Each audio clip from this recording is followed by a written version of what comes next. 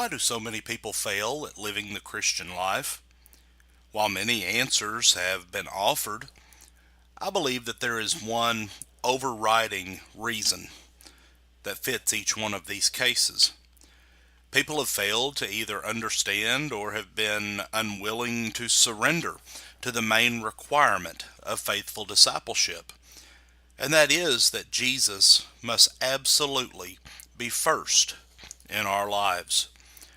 Jesus has made it exceedingly plain that he must have the preeminence in our life.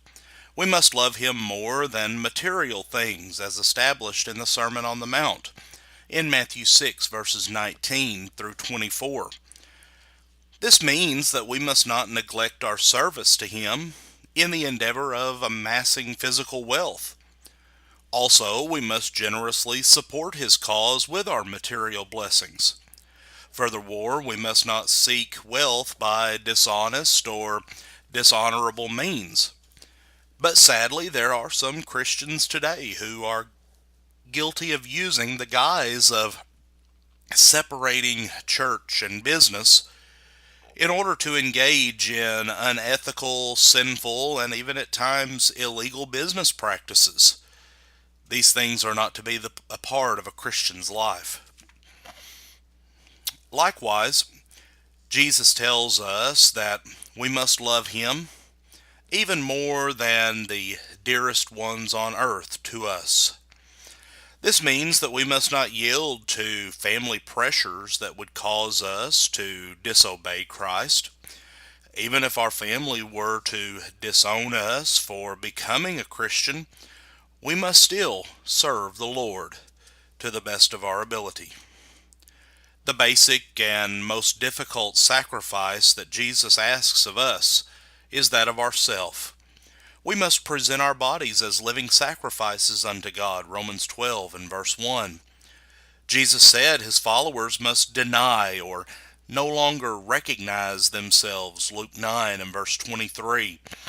We must be crucified with Christ, so that self no longer lives, but Christ liveth in us, Galatians 2 and verse 20. This difficult challenge is a major point of failure, especially with young Christians. A generation that has grown up on a steady diet of do your own thing however you want to do it, and if it feels good to you, then do it, does not find it very easy to give up on things such as sexual immorality, on alcohol and drug consumption, or materialism and all of these other selfish sins and shames. Even some saints care more about their ability to drink alcohol than the hope of heaven.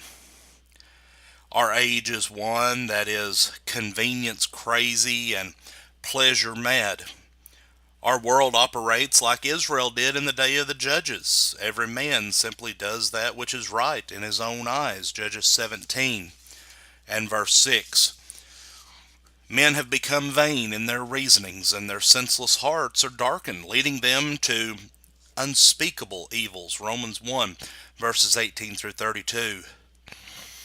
And while we lament to say that this is true of many Christians, if you doubt it, consider how many church members today will attend worship and Bible classes and other spiritual activities of the church only when it's convenient to them, only when they please, and then they do whatever they want otherwise, hardly without giving the church or spiritual matters a passing thought. Consider how many are stiff-necked about giving generously, in spite of the numerous examples and demands that we find in the Scriptures. Worldliness among saints is often winked at in many congregations. But the sad truth is that many do exactly what they want to do in both doctrine and in practice, just like the world. And we can never be faithful to Christ until we understand that all that Jesus asks of us is all we have. Thank you for joining us today. May God bless you with a good day.